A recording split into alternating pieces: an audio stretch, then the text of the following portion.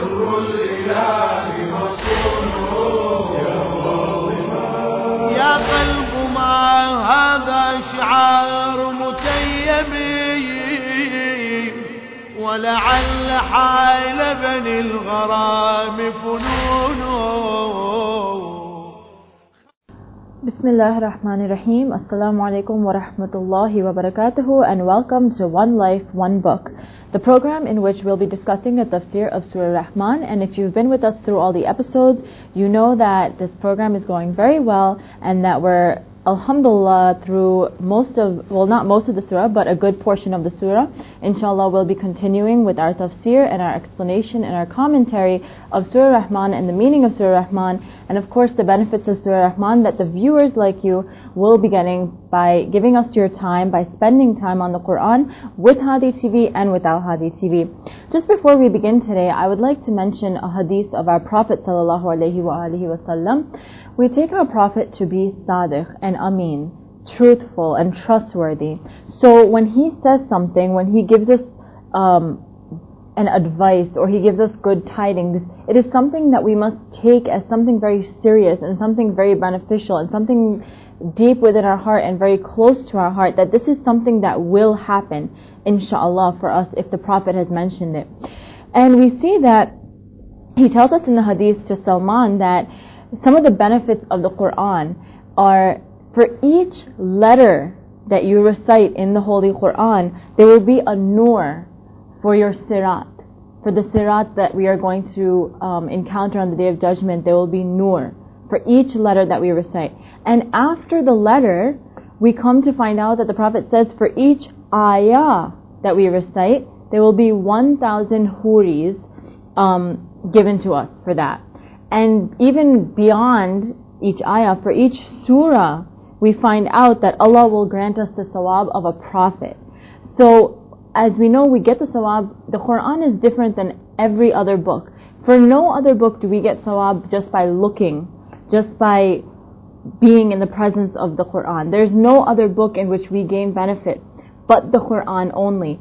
So, we don't encourage you to just sit and look at the Quran, of course, even though that has benefits for us, but we look at the deeper benefit that we get from the Quran, that even just for one word, just for one letter, for one ayah and for one surah, how much, why all these blessings and benefits, what does he gain? What is the reason that Allah subhanahu wa ta'ala would do this for us? I'm going to let the viewers ponder on this question for this episode, and inshallah in the next episode I will discuss this again, and inshallah we'll come to an answer as to why Allah subhanahu wa ta'ala is giving the Quran so much importance, that He is giving us so much benefit from just these small little things of even just hearing the Quran, even just looking at the Quran, being with the Quran. And of course, how much we'll get if those little things are so much, how much will we get by understanding the Quran, by reading the Quran, by contemplating the Quran. That's something that we can't imagine, and it's something we have discussed before, and inshallah we will discuss in the future. Well, now back to Surah Rahman. Of course, if you've all been joining us, we have Alima Razia Najafi with us today. Assalamu alaikum wa rahmatullahi wa barakatuh. So we're continuing the tafsir of Surah Rahman today, and I believe we had left off with ayah number 31. And so we'll start there today and continue our tafsir, inshallah. Bismillah ar-Rahman ar-Rahim. As alhamdulillah, we have reached until ayah number 31. And in this ayah, from this ayah, in this surah, Allah has started a new chapter, a new subject, a new message. Because until now, we were discussing in Surah Rahman, Allah was mentioning about the bounties and ni'mat and blessings of this world, like which we can use over here. But from this surah, Allah is taking us towards hereafter. That Allah is giving us all the information. Allah is putting in front of us all the scenery which will happen, and which is again the biggest bounty. So this is somewhat of a dividing point in the surah, in that the ayah before the surah were pertaining to this world and the physical bounties like sun, moon, and then now we're going to be starting to learn and hear about bounties regarding the hereafter and our akhirat and things Exactly. like that. Yes, yes. MashaAllah. And it is bounty because, first of all, which the question which come in our minds is that, how, Allah, for example, this ayah is, it shows a bit khawf, fear, like Bismillah ar-Rahman ar-Rahim, Allah is saying, like this ayah, it shows a fear and khawf, yeah. So sometimes we feel that if ayah and this message of Allah is giving fear in us, putting fear in us, so how it could be a blessing and ni'mat and bounty for us. But we know that it is bounty because we need for our training, for our tarbiyat, to reach to our that utmost goal and our target. We need khawf and that fear and hope, which is a raja, a balance of yes, both. yes. So here Allah is saying, "Sanafrugh lakum ayyuha thaqalan." Like if we understand this ayah, we will, feel that fear in our side, in our heart. Okay. So what does it mean that sanafrugh Right. lakum ayyuha thaqalan? Can you do the translation? Well, the English translation goes something like, "Soon we shall settle your affairs, O both jinn and men." So as we know that soon, here Allah is saying that which shows the scene. So it's very soon, not only soon, because if we compare the word seen with sawfa, it's a bit about in Arabic language, that in Arabic language, if I want to say soon, I'll use like sawfa nafrugh. If I want to say very soon, I'll use the sanafrugh. So nafrugh is the future tense, yeah. The scene is something extra which has come here. So this scene can bring change in our life, that compared to hereafter, the life which we have, eternal life, for our life, this is 60, 50, 80 years are nothing, and the day which is coming for it's sanafrugh, very soon, very quick, that day will come, and Allah will account, Allah will ask about our deeds, whatever we have done in this world. So sanafrugh lakum means, this or you both means jinn and ins. So thaqalan, again, it means heavy bodies, like thaql. Thaql in Arabic language is heavy, thaqil, thaqil, yeah. Like this is a famous hadith which we say about our Prophet sallallahu alaihi wasallam. He said, "Inni tarikun fikum al-thaqalain," or thiqlain, both has been narrated. So what does it mean? I'm leaving behind two heavy things. Yeah, I'm leaving for you two heavy things, two very important things. So he's emphasizing the weight and importance of these two things by using the seen, by using the thaqalain, the word here. Yeah, not seen. Seen is for the timing which will come, that day will come. Okay. So here for thaqalan means jinn no ins, means it shows that jinn has also body. Like, usually people they said, no, we can't see the jinn because... Right. Yeah. I usually think when I picture jinn in my head, like some invisible being, like if some cup gets knocked off, I say, oh, there's a jinn in the room or something like that. But they do have a body then. Yes. Nowadays it's a very obvious, very common. We get to know easily that we have different kind of bodies. Yeah, some bodies has can you share with me your knowledge about it? Well, a little bit. Like if you think about it scientifically, we see that there's different bodies. There's like a 2-dimensional body. There's 3-dimensional bodies. So our body, for example, is 3-dimensional because we have a form. It's a 3D form. I don't know how to explain that easily, but I'm sure everyone understands that. Yeah, but and the jinns, they have two-dimensional. So it's kind of like a flat body.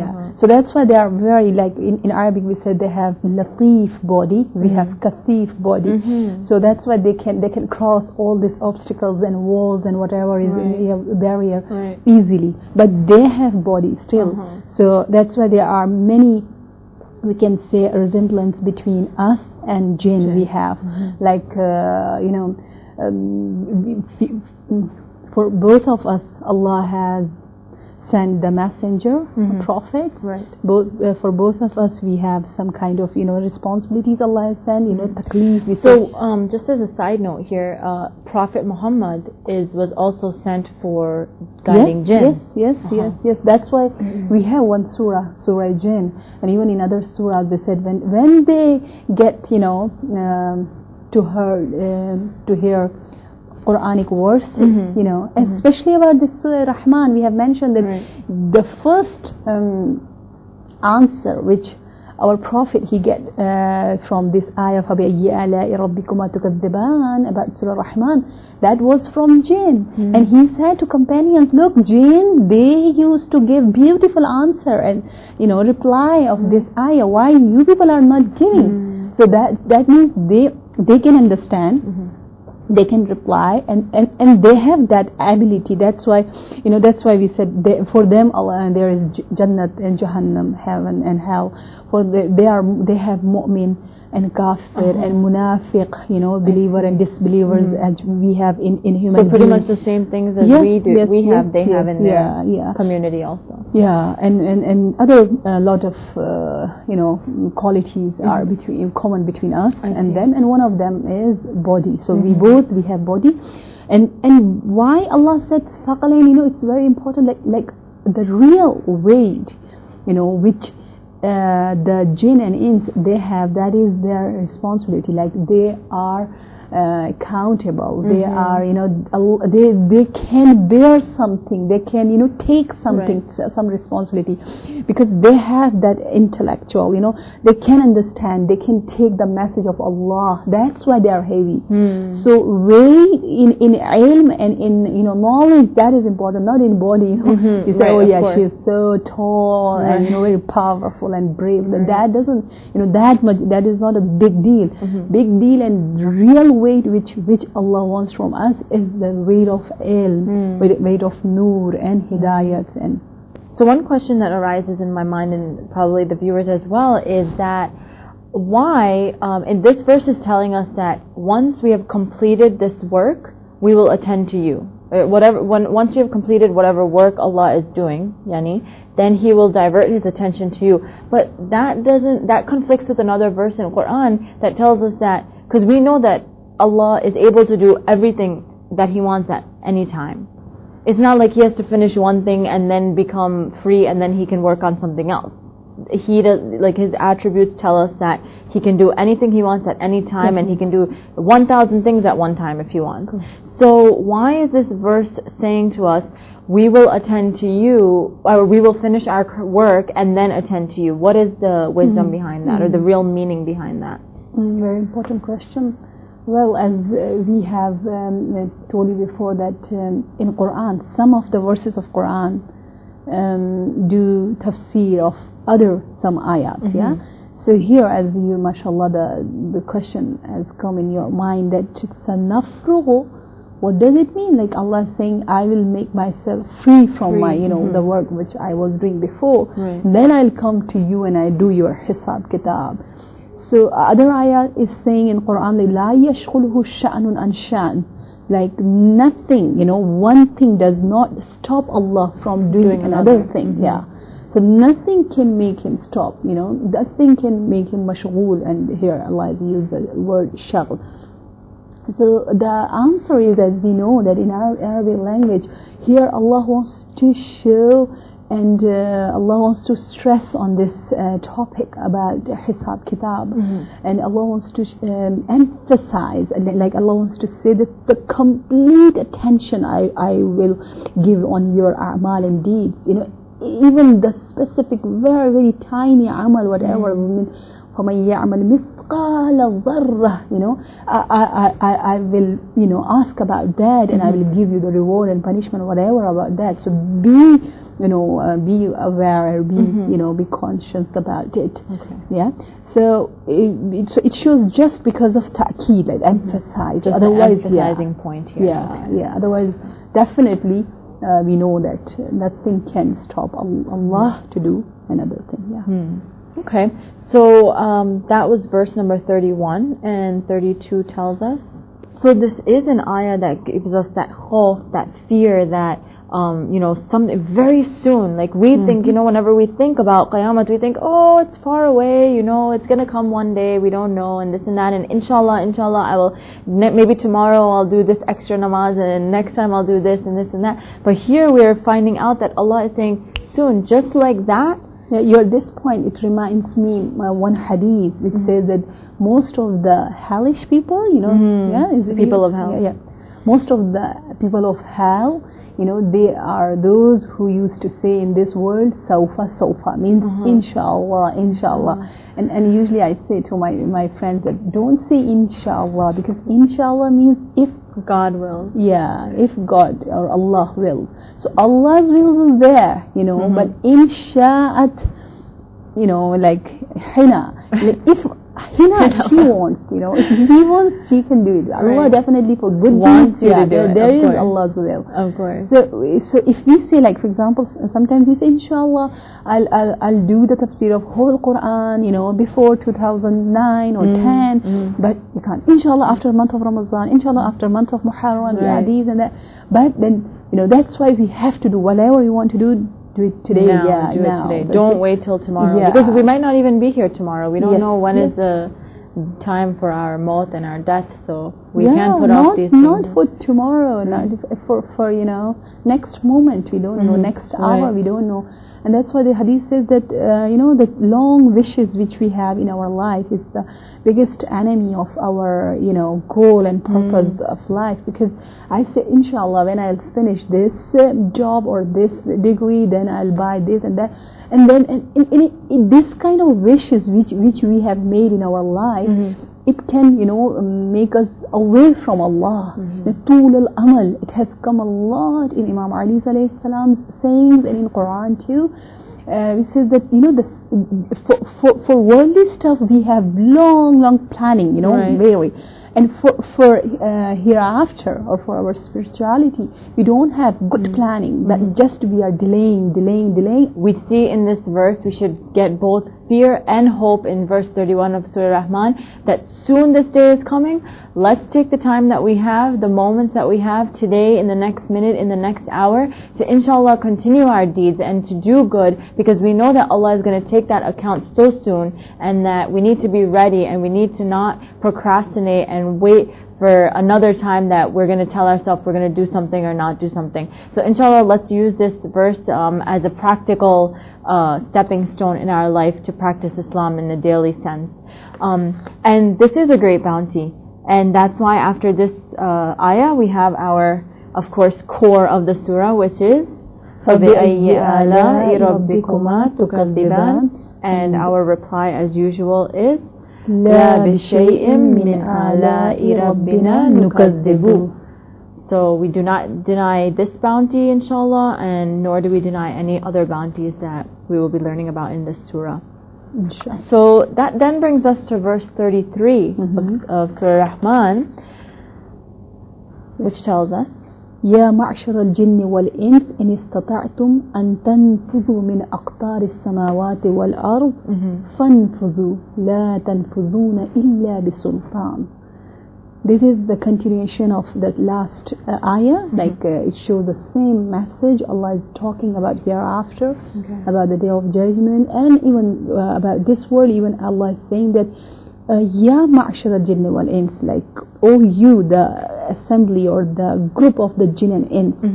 As we know that ma'ashar in Arabic language is like Ashr, it's very common, we say Ashura, day of Ashur, 10 days, the 10th of Muharram. So because for 10 in Arabic they say Ashr, so here because 10 or more than 10 for group they use the ma'ashar too. So it means the group of the jinn and ins. It means if you have the power, to get away, to escape from the boundaries of the heavens and the earth.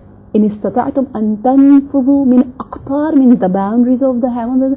if you can escape, go away, because if you don't believe on me, if you don't listen to me, if you don't obey, me, if you don't have yaqeen on me, so go away, if you can, in istata'tum. But Allah is replying, Allah knows that whatever is in between the heaven and earth, they are all Allah's creation, right. Because they are the Allah's creation, they don't have any power from themselves. Right. So that's why Allah is giving fun for the fine Arabic language is the answer, is the conclusion, is the reply that definitely so.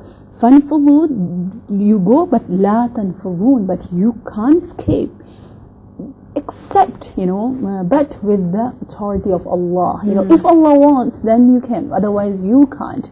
So he's saying, if you think you can escape, if you think you can pass the boundaries of heaven and earth, then go, try, see. But just know that without my authority, you will not be able to accomplish this task, because everything is from Allah. Yes, and when you can't, so be ready for this account, and for Hisab Kitab. Right. So it's like a warning that he's giving for the Day of Judgment. Yes, it's a ni'mat, it's a beautiful blessing. He's making us aware. We are in ignorance, we are in negligence. So Allah wants to make us awake, and He's saying, and not here, even in Dua Kumail, it is so famous, the sentence La yumkinu firar min hukumatik, that there Allah saying, whichever place you go to belongs to Allah, you can't escape, because everywhere is Allah's authority and hukumat. So everywhere is His kingdom. So everywhere everything is created by Him, so all this place belongs to Allah, and we can't really escape Allah. Even if we tried, astaghfirullah, we wouldn't want to. But if someone was trying to escape from Allah, it's not possible, because everywhere that man can turn is created by Allah. This is the bounty of Allah and ni'mat of Allah. So this ayah starts out by saying, addressing, O assembly, or as you said, ma'ashar, which is assembly of jinn and men. So we see in the previous ayats of the surah that Allah is addressing man first usually, or only man. And if it's jinn and man, it's man first and then jinn. Yes, but in this ayah we see the opposite. First he's saying jinn and then man. So why is it like this? Yeah, because we know that jinn, they have high potential to escape because of their light body, which they have, and they are in heaven and earth, so they are going around, So for them it's easy to escape. So that's why Allah is challenging them more first, than man. It's more difficult for man to escape, so He's not very worried about man. So even if you jinn, if you want to escape, show me if you can do it. So that's why they have mentioned again, first jinn, and then فَبِأَيِّ آلَاءِ رَبِّكُمَا تُكَذِّبَانِ لَا بِشَيْءٍ مِّنْ آلَاءِ رَبِّنَا نُكَذِّبُونَ. Okay. So we see that verse 35 is a continuation of verse 33 in describing hell. And the translation of this verse is that on you will be sent a flame of fire to burn and a smoke to choke. No defense will you have. So Allah is telling us basically that those who, we talked about trying to escape in the previous verse, and now He's saying that those of you who will want to escape or try to escape, you can't, because all around you will be fire and all around you will be smoke. Right? Yes. يُرْسَلُ عَلَيْكُمَ شُوَاظٌ مِّن نَارٍ وَنُحَاسٌ فَلَا تَنْتَصِرَانِ. It is again, scaring ayah, full of fear. Fearful ayah. It is the fearful ayah in which Allah is again emphasizing about the previous ayah in which Allah has mentioned about that how they can't escape. If even they want, they know they can't, but if they try to escape, what will happen? Like we have one I will advise to my viewers to study about Surah Dukhan, one surah we have about smoke. And when I did the tafsir of that surah, and just I used to pray to Allah that I don't want that day to be faced, because according to that Surah Dukhan, that there would be one day before the day of judgment. One day is day of smoke, and that is so painful day, very too much pain that the smoke will come out from all the holes which we have in our body. So the day of smoke is so awful and painful for us. So here Allah is saying that if you want to escape, you can't see, because of that smoke, and minna, there's a lot of fire. If you feel, we can't imagine. And actually the real tafsir and translation, we can't do it because we have not seen that system, that word, which is completely different from this system. Right, something we can't imagine. Yeah. So there's full of, if there's fire, and fire of hereafter is completely different, the fire which we have here, because they said here fire is very cool compared to that fire. Here fire is nothing, no smell, no nothing it has. It's a blessing. But hereafter the fire is more, 1,000 times more stronger, worse than the fire that we have in this world. Yeah. Wow. So Allah is telling us that at the end of the verse that we won't have any defense. Like we'll have nowhere to turn. I can't even ask help from you or anybody else that will be there. We're just alone, and we will just have to bear these different characteristics of that. If we are denying Allah's authority, definitely. And in word we can see, this kind of. You said. I was thinking, it's something like what we have tear gas. It's something that, like, if you've ever been around tear gas, you know that when they throw that, you can't see in front of you. You can't, like, it's clouded around you. You can't. It's a obstacle for escaping, basically. Once they throw the tear gas, you can't go anywhere because you can't see anything, and you can't. You're breathing this, and your eyes are burning, and all these things and stuff. And this is kind of like the worldly version of what Allah is saying that will happen that day in this verse, that we'll be surrounded by the smoke, and this fire will be burning our eyes and be choking us, and we can't breathe, and all these things for those of you who try to escape. Because we know the faithful ones will not deny Allah. They won't try to escape. They will want to be there in front of Allah. They will take the punishment that Allah. They were waiting for this day. Of course. That days, they are beautiful day. They are perfection day. Right. Yeah. So it is the non-faithful and the disbelievers who will on that day not be able to handle that, and will try to run. And I want to clear a misconception which is very common between us, is this ayah, يَوْمَ يَفِرُّ الْمَرْءُ مِنْ أَخِيهِ وَأُمِّهِ وَأَبِيهِ. Most of the people, they think, on the day of judgment, everybody will run away from even their mother, parents, father, sister, whatever they are, how close they are. So we run away because, that day is like that day. But I said, no, Quran says, it is for, again, those people who always run away from their responsibilities in this world, because I don't like to pay attention to my responsibility or rights about my parents, so I will run away on that day. But if I'm a pious person, if I'm a very respectful person in front of my relatives, so that day, because I was used to give, to sacrifice in this world, so I love to do, that same habit I have in the hereafter, next world, and I will never escape from you. I'll come, and I would like to do, whatever I can do, even hereafter. So it shows that, like how much love and how much courage we should have to go towards piety, because as I said that, ayah, that al-akhillau yawma idhin ba'duhum li ba'din adu illa al-muttaqin. Everything will go, everything will perish except, the bounty, the ties which is, established on love of Allah, because of the fear of Allah. Here again, because I had that fear of Allah in this world, I was a muttaqi, so then I can, I will be muttaqi even hereafter, inshallah, with my action, with my practice. Right. Alhamdulillah. I think that's all the time we have today. Thank you so much for joining us as usual. Thank you, the viewers, for joining us as well. As I always mention, any questions or comments about Surah Rahmaan, about the show One Life, One Book, you can send us an email, info@haditv.com, in the subject line One Life, One Book, and do go ahead and take a look at the previous verses, now that we've mentioned that we're starting with a turning point in the surah where we'll be talking about the bounties and the ni'mat, and Allah is describing to us the next world and the hereafter and Qiyamah, I think it's very important for us to pay attention to this, because it's easy when He's describing the bounties of this world for us to physically see that and for us to appreciate that. But we have to really get an in-depth understanding of what Allah is warning us of what Allah is telling us about the hereafter, because it's something that we can't see. We can only use our imagination for it, and even our imagination, just being the imagination of a human being, the mind of a human being, cannot comprehend this fully. So we're left up to the words of the Quran and the Hadith from the Aimah as a description of that day and what will happen and what we have coming to us.